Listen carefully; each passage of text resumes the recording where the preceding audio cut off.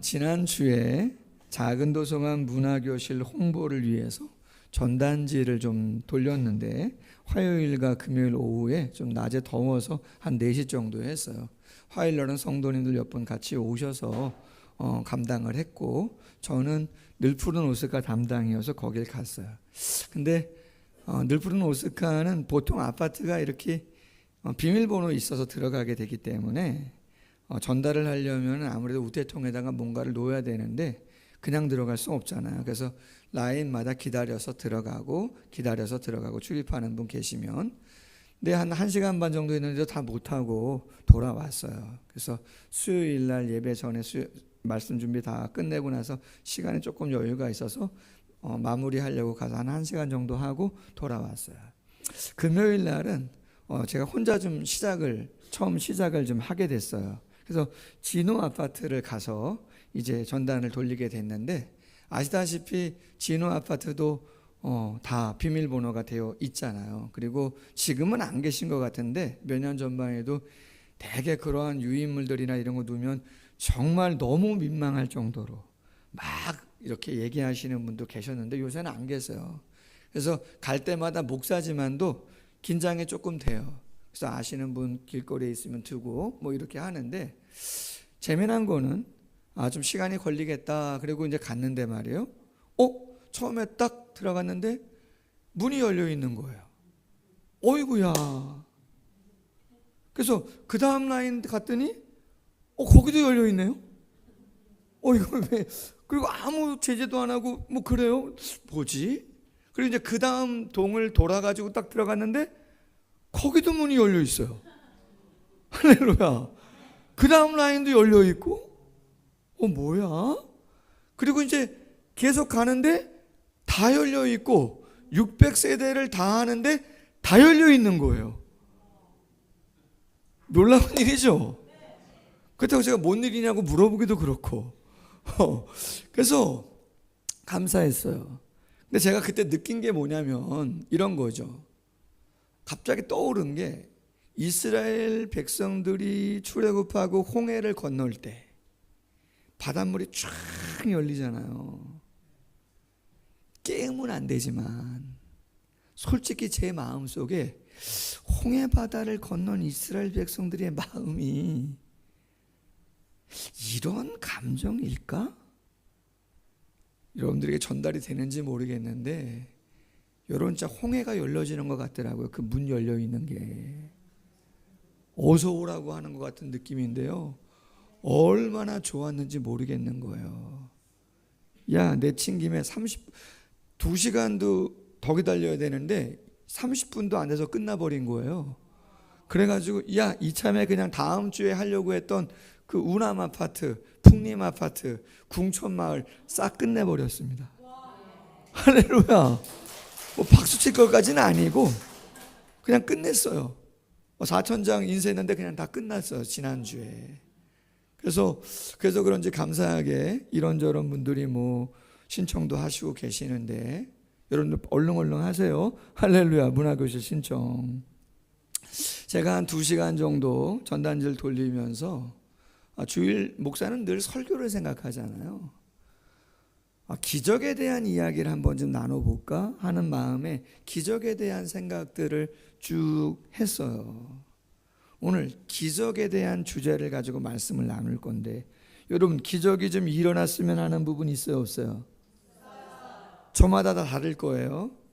일상의 소소한 기적부터 시작해서 정말 이거는 불가항력적인 하나님의 은혜와 능력이 아니면 도저히 되지 않는다라고 하는 게 있을 수 있단 말이에요. 할렐루야. 그렇다면 그 기적이 언제 무엇을 통해서 일어나는가라고 하는 것을 한번 주제로 삼고 오늘 본문을 중심으로 해서 나눠보려고 하는 거죠. 서문강 목사님, 중심교회 원로 목사님이신데 한국교회의 강해 설교로 아주 탁월한 명성을 날리신 분인데요, 기적이라는 주제의 글 중에 이런 내용이 있어요. 일반적으로 기적은 기존의 질서와 법칙을 초월해 발생한 일을 가리킨다. 그렇죠? 일반적으로 많은 사람들이 와, 기적이 일어났다 그러면 그 기적은 어떤 거라는 거예요? 기존의 질서와 법칙을 초월해서 발생한 일을 기적이라고 한단 말이에요. 그런데 신학적으로, 조직 신학에서는 하나님의 비상 동작을 기적이라고 한다는 거예요. 하나님의 비상 동작. 그럼 비상 동작이 어떤 거냐? 창조 때 지으신 만물 속에 부여하신, 작동하시게 한 그 질서와 법칙을 하나님이 당신의 주권으로 정지시키고 비상하게 무엇인가를 행하실 때 그 일을 기적이라고 한다라고 하는 거예요.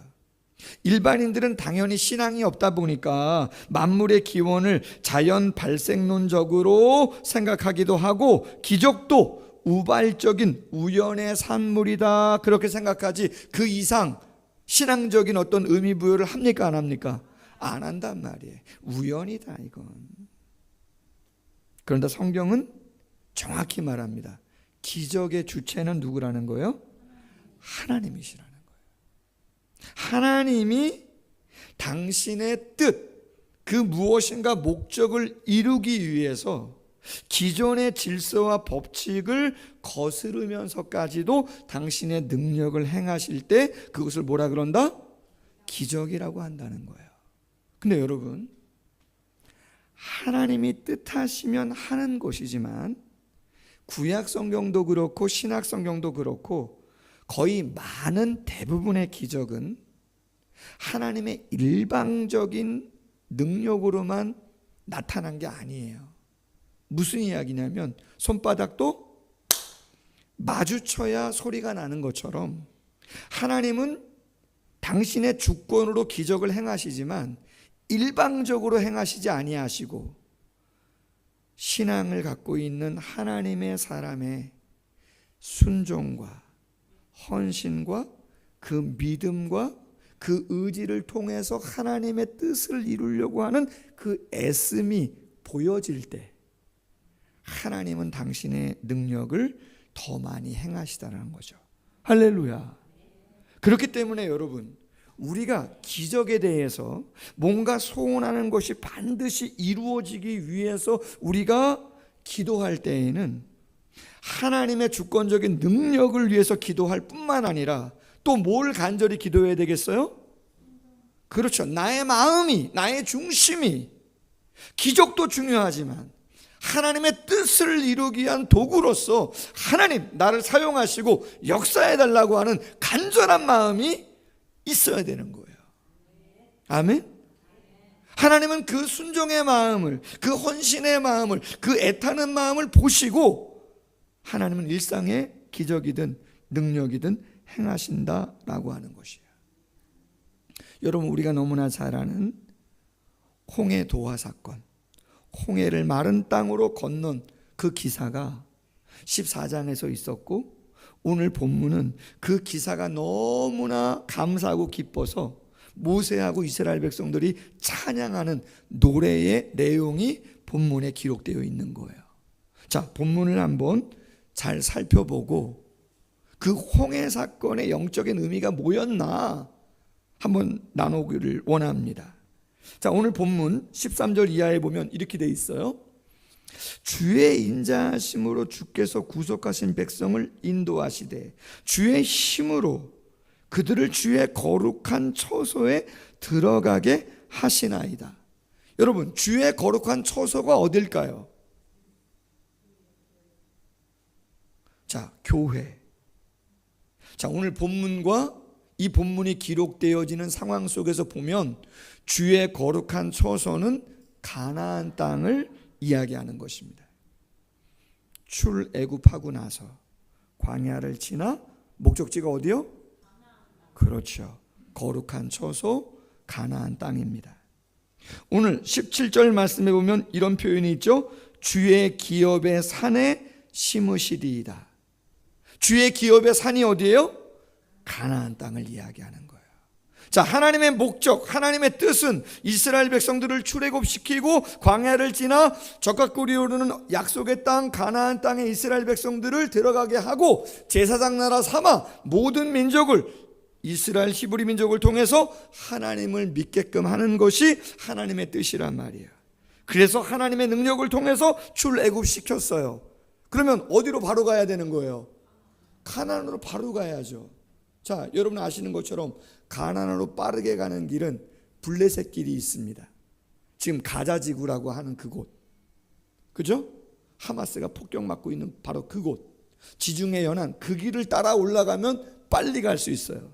근데 하나님이 어떻게 하라 그래요? 아니야, 글로 가지 마. 돌아서 어디로 내려와요? 홍해 바다 앞으로. 그럼 학자들은 말합니다. 블레셋 길보다 홍해 길로 돌아가는 건 6배가 더 먼 길이에요. 6배가 더 먼 길인데 왜 그럼 하나님이 홍해 바다로 인도했느냐 이 말이에요. 목적이 있어요. 오늘 본문 14절 15절, 홍해 도화 사건을 이방 사람들 여러 나라가 듣고 떨게 된다는 거죠. 어디가? 블레셋 사람들이, 에돔 사람들이, 그리고 모압 사람들이, 그리고 들어가서 정복해야 할 어디 사람들이? 가나안 사람들이 다 듣도록 하기 위해서, 야, 히브리 민족 손대지 마라. 내 사람이다. 내가 하고 싶은 일이 있다. 괜히 대적했다가 너희들 애굽 사람들처럼 된다. 손대지 마. 할렐루야. 가나안은 거룩한 처소, 기업의 산이야. 히브리 민족 내가 심을 거야. 그 메시지를 주시려고 다른 그 어떠한 일보다 바다를 가르는, 홍해를 가르는 일이 놀라운 일이겠다 생각해서 그 기적을 행해 주셨다는 거예요. 할렐루야. 단지 그냥 어쩔 수 없이 죽을 수밖에 없는 상황인데 하나님이 홍해를 열어주셔서 와 살았다 이것으로 끝나는 게 아니라는 거죠. 하나님은 그 다음을 보시고 하나님의 뜻을 이루실 목적으로, 그렇죠, 당신이 누군가를 그 기적을 통해서 보여주셨다라고 하는 것이에요. 근데 여러분, 돌아가라고 했을 때 돌아가는 게 쉬워요, 어려워요? 순종하는 게 어려운 일이에요. 하나님은 계획했어요. 하나님은 뜻하시고 계시단 말이에요. 내가 그렇게 해서 이방을 두렵게 하고 내 백성 손 못 대게 하고 내 백성 구하고 가나안 땅 입성하게 하겠다. 근데 여러분 계산해 보면 몇 배가 더 힘들다고요? 6배가 더 힘들단 말이에요. 의아하지 않겠냐 말이에요. 왜 이 힘든 길을? 아까 말씀드렸어요. 그래서 기적은 하나님의 주권과 계획과 목적이 이루어지는 것인데 언제 어떻게 일어난다고요? 하나님의 뜻과 하나님의 목적을 이루기 위해서 내가 순종하고 내 의지를 굴복시키고 하나님께 맡길 때 하나님은 기적을 행하신다는 거예요. 송기론 목사님이 기적에 대한 이야기를 하면서 이런 말을 합니다. 인생은 곱셈이다. 인생이 뭐라고요? 곱셈이다. 아무리 기회가 와도 내가 0이면 결과는 0이다. 하지만 내가 준비가 된다면 기회는 우리에게 곱배기로 더 나은 삶을 선물해 준다. 행운이라 불리는 기적은 준비가 기회를 만나는 지점에 있는 것이다. 기적은 기적처럼 오지 않는다는 것이에요. 우연의 산물이 절대 아닙니다. 여러분, 하나님이 100이에요? 하나님이 1000이에요. 근데 내가 0이에요. 그럼 결과는 몇이에요? 0인 거예요. 아무런 변화는, 기적은 없는 거예요. 근데 죄송하지만 겨자씨만한 믿음이라도 내가 1이 되었을 때, 하나님이 100이고 하나님이 1000이면 결과는 몇 배인 거예요? 100인 것이고 1000인 것이에요. 할렐루야. 우리의 마음이, 우리의 중심이 하나님의 마음에 맞아야겠다, 하나님이 기뻐하는 일을 내가 해야겠다라고 하는 마음으로 딱 고정되면 그 만나는 지점에서 딱 뭐가 일어나는 거예요? 스파크가 일어나면서 놀라운 하나님의 기적이 일어나게 되어 있다, 이 말이죠. 중요한 포인트예요. 그래서 순종이 중요하고 헌신이 중요하고 주를 바라보는 게 그만큼 중요하다는 거죠. 이재철 목사님이라는 분이 인간의 일생이라는 책에서 다윗에 대한 이야기를 하면서 이런 말을 해요. 다윗의 일생에서 가장 잘한 일 한 가지를 택하라면 뭐라고 이야기할 수 있을까? 여러분이 생각해 보세요. 다윗의 일생에서 다윗이 잘한 거 하나 딱 택해보라면 뭐를 택하시겠어요? 제일 유명한 일화가 뭐예요? 골리앗 죽인 거란 말이야. 근데 이재철 목사님은 이런 얘기를 합니다. 그러나 깊이 생각해보면 그게 아니라는 거예요. 무거운 양식을 먼 전장의 형들에게 전해주라는 아버지의 명령에 한마디의 의의도 없이 예 하고 순종한 것, 이것이 다윗 일생 일대 가장 잘한 일이다. 왜 그렇다는 거예요? 그때 순종함으로 형들이 있는 전장에 찾아갔기에 누굴 만난 거예요? 골리앗 만나. 안 갔으면요? 못 받겠죠. 근데 여러분, 그냥 가라 그랬나요? 아빠가? 전 지금도 이해 안 됩니다, 솔직히는. 첫째, 둘째, 셋째가 전장에 나가 있는 겁니다, 지금 8형제 중에. 그러면 살았는지 죽었는지 궁금하고 뭐 먹을 거 갖다 주고 그러려면 몇째 보내야 돼요? 그 다음 넷째를 보내든 다섯째를 보내든 해야 될 거 아니에요. 그 다음 보내고 몇째 보낸 거예요? 제일 마지막 막내 8째를 보냈단 말이에요. 다윗도 양치고 할 일도 많은데. 근데 놀라운 일은 뭡니까? 다윗이 뭐라 그래요? 네, 알겠습니다입니다. 여러분, 놀랍지 않아요? 여러분, 우리가 그냥 남의 얘기고 다윗 얘기니까 그런가 보다 하겠지만 그게 내 일이라고 생각하고 교회 일 하면서 나한테 주어진 일이라고 만약에 생각해 보시란 말이에요. 여러분이 중직자도 아니신데, 여러분이 집사님도 아니신데, 아니 목사님이 왜 내 이 일을 나한테 시키시나?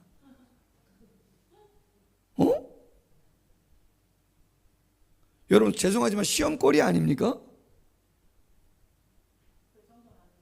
그 정도는 아닙니까? 주원자매가 좋아서 그러신 거야.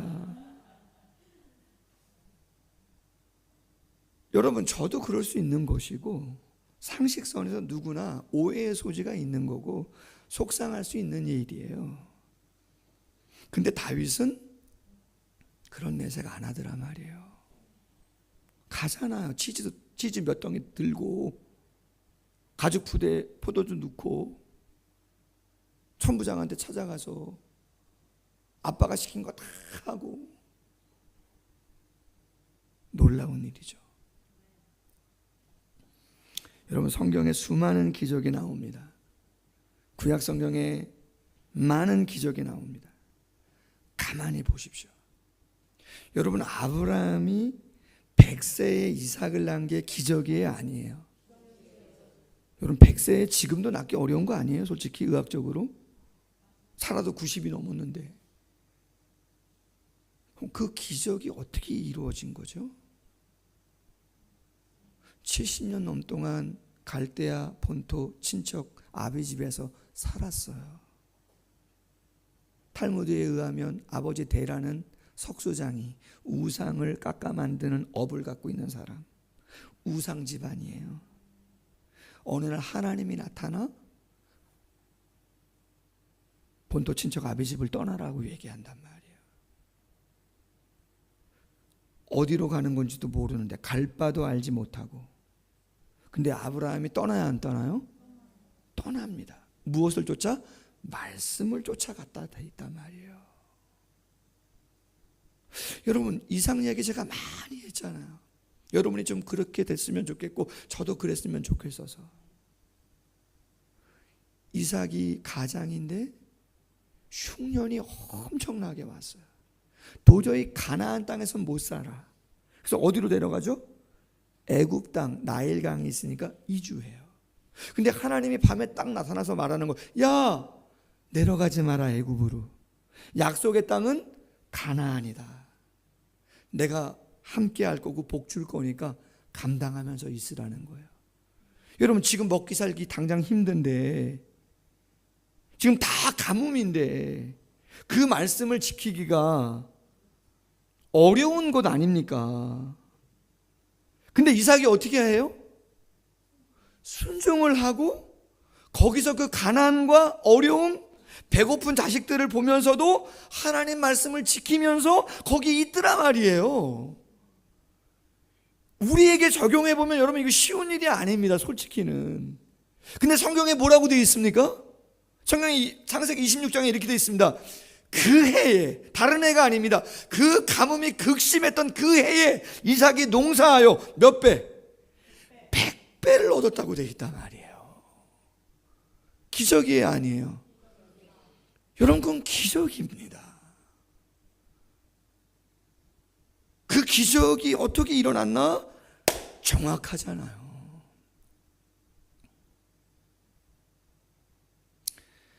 다니엘과 그의 세 친구 잘 아시잖아요.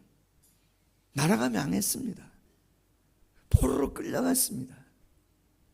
그나마 귀족이기 때문에 바벨론의 사람들이 자기들을 환대해서, 그렇죠? 앞잡이지만 잘 키워서 통치하려고 하기 때문에 왕의 진미도 주고 뭐 포도주도 마시게 하고 다 그렇게 한단 말이에요. 서로 잘 보이려고 하는 그런 때예요, 솔직히는. 근데 다니엘과 세 친구는 어떻게 합니까? 뜻을 정하고 우상에게 드린 부정한 음식 안 먹겠다. 심지어는 느부갓네살 왕을 상징하는 신상 앞에 절하라고 절을 못하겠다. 결국 그들이 맞닥뜨린 건 뭡니까? 풀무불 속에 내던져지는 거고 사자굴 속에 내던지는 거예요. 여러분, 우리는 생각하죠. 그 정도 결단했으면 하나님이 아예 그냥 풀무불 속에 들어가지 않도록 해주시고 사자굴에도 들어가지 않도록 해주셔야 되는데, 참 하나님 모르겠습니다. 근데 여러분, 어떻게 되죠? 기적이 언제 일어나죠? 풀무불 속에서, 사자굴 속에서 기적이 일어나요. 아멘. 여러분, 꼭 기억하셔야 돼요. 내가 기도하는 이 기도의 제목이 정말 기적처럼 일상에서 일어나든 놀라운 역사로 일어나든 맞닥뜨리는 바로 그 시점이 있다는 거예요. 아멘. 바울에 대한 이야기 조금 하겠습니다. 여러분, 바울이 예수님 만나고 한 10년 정도 있다가 전도 여행을 떠났어요. 내용이 사도행전 13장에서 20장까지 이어집니다. 1차, 2차, 3차 2년, 3년, 4년 정도 걸렸습니다. 오랫동안 소아시아로 갔다가 에게해를 건너서 마게도냐로 갔다가 고린도, 그리스로 갔다가 아테네로 갔다가 로마까지 가는 아주 긴 여정입니다. 그런데 그 많은 여정의 시간 속에 바울이 기적을 아주 많이 경험합니다. 그럼 여러분, 기적을 경험하면 좋아야 되고 기뻐야 되고, 그죠? 뭔가 좀 탁월함이 있고 잘 나가는 뭐 이게 있어야 되는데, 여러분, 제가 요약을 좀 했습니다. 한번 PPT 띄워주시면 성경에 기록되어 있는 단어들을 제가 나열한 것입니다. 13장 1차 전도여행 비시디아 안디옥에 갔더니 유대인들이 어떻게 했느냐? 대적, 시기, 반박, 비방, 선동, 박해했다는 거예요. 대놓고. 쉬워요, 어려워요? 어렵죠. 근데 그때 하나님이 어떻게 하느냐? 거기에 거짓 선지자 바 예수라는 사람이 있어요. 막 바울을 막 대적하고 업신여기고 막 이런단 말이야. 그랬더니 하나님이 바울에게 권세를 줘요. 바울이 뭐라고 얘기해요? 그 바 예수에게, 야, 너 얼마 동안 뭐가 된다고요? 맹인이 된다는 거예요. 앞을 못 볼 거라는 거예요. 와! 그랬더니 정말 그 자리에서 즉시 바 예수라는 사람 거짓 선지자가 앞을 못 봅니다. 14장 이고니온입니다. 유대인들이 따라옵니다. 악감정을 갖습니다. 모욕합니다. 돌로 치려고 합니다. 있을 수가 없습니다. 루스드라도 피신합니다. 근데 그 떨리는 마음으로 루스드라에 왔을 때 제일 먼저 어떤 일이 있었느냐? 나면서부터 한 번도 일어나 보지 못한 안진뱅이를 하나님의 능력을 통해서 바울을 통해 일어나게 하십니다. 할렐루야. 그럼 끝나야 되는데 이 유대인들이 좀 독한 면이 있나 봐요. 바울을 적대시해서 돌로 쳤어요. 죽은 것 같아요. 성 밖으로 버려버렸어요. 다 죽었다 그랬어요, 바울이. 근데 하나님이 바울을 어떻게 해요? 살려주셔요. 그럼 여러분 같으면 이제 예루살렘으로 가야 되는데, 비시대 안디옥으로 가야 되는데 루스드라를 다시 들어가고 싶어요? 안 들어가고 싶어요? 근데 여러분, 바울은 다시 들어갑니다, 거기를. 그리고 또 복음을 전합니다. 그 루스드라에서 예수님을 믿은 사람이 누구냐면 디모데입니다. 루스드라에서 바울이 돌 맞고 죽을 뻔했던 거, 다시 찾아와 복음을 전했던 거, 그의 외조모와 어머니가 그걸 다 보고 믿고 나서 믿음의 아들 디모데에게 이야기하고 바울이 2차 전도여행하러 왔을 때 바울을 딸려 보냅니다. 놀랍죠?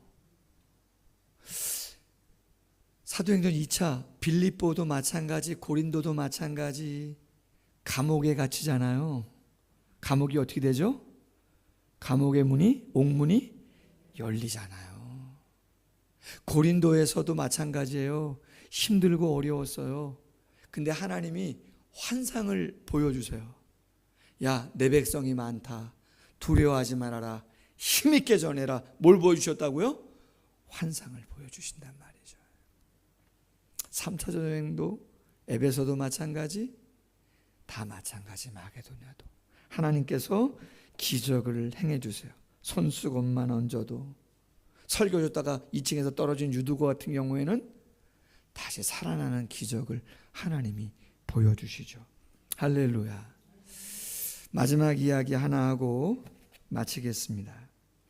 여러분, 사도행전 20장 23절 24절, 제가 좀 늦게 해서 PPT가 없을 건데요, 한번 여러분들 한번 성경 찾아보시면 좋겠는데, 사도행전 20장 23절 24절 이런 말씀입니다.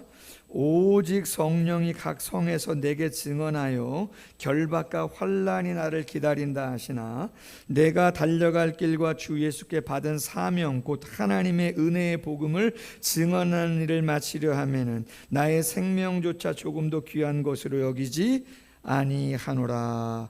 아멘. 여러분, 다른 사도와 선지자들이 바울에게 말했어요. 예루살렘은 가시면 안 된다고. 거기에 가면 유대인들이 당신을 결박하고 옥에 가두고 환난을 경험할 수밖에 없을 거라고 이야기했단 말이에요. 몇 번에 걸쳐서 그렇게 얘기를 했어요. 그럼 여러분은 그 이야기를 들었을 때, 거짓 선지자가 아닙니다, 귀한 믿음의 선지자들이 그런 이야기를, 메시지를 바울에게 전한 거란 말이에요.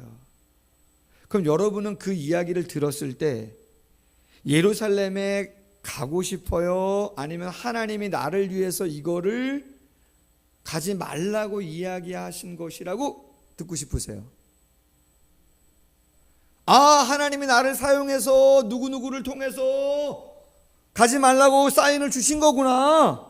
그럼 내가 가지 않아야겠다. 그리고 딱 안 가는 게 정상이고 그럴 수 있는 거죠. 근데 지금 바울은 뭐라고 얘기하는 거예요? 나의 달려갈 길과 주 예수께 받은 사명, 곧 은혜의 복음을 증거하는 일을 마치려 하면은 나의 생명을 조금도 귀한 것으로 여기지 않는다. 환난과 결박이 기다려도 나는 간다. 왜요? 바울은 하나님이 다른 선지자들에게 하신 메시지를 이렇게 해석한 거예요. 바울아, 너 잡혀. 너 어려워져. 너 힘들 거야.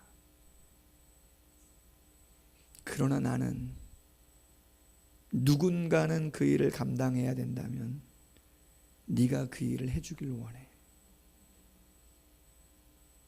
바울은 그 메시지를 그렇게 해석했단 말이에요. 아멘. 그리고 예루살렘을 향해서 나아간 거예요. 아니나 다를까 결박을 당했지만 죽어요? 죽지 않아요. 재판받지만 그가 그렇게 꿈에 그리던 하나님이 하시고자 했던 그 당시의 세상의 끝인 로마 한복판에 가서 죄수의 신분이지만 복음을 전하는, 할렐루야. 그리고 나서 노인은 자유의 몸으로 에베소도 오고 그레데도 오고 서바나까지 가서 복음을 전하고 목회서신을 쓰고 하나님의 놀라운 역사를 이루어가는 바울의 모습을 보게 되는 것이죠. 여러분, 말씀을 맺습니다.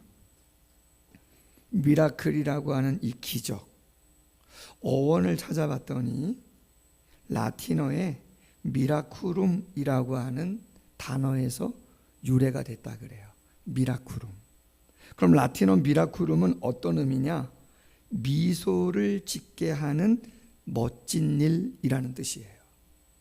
미소를 짓게 하는 멋진 일. 그 일을 할 때 뭐가 일어난다고요? 기적이.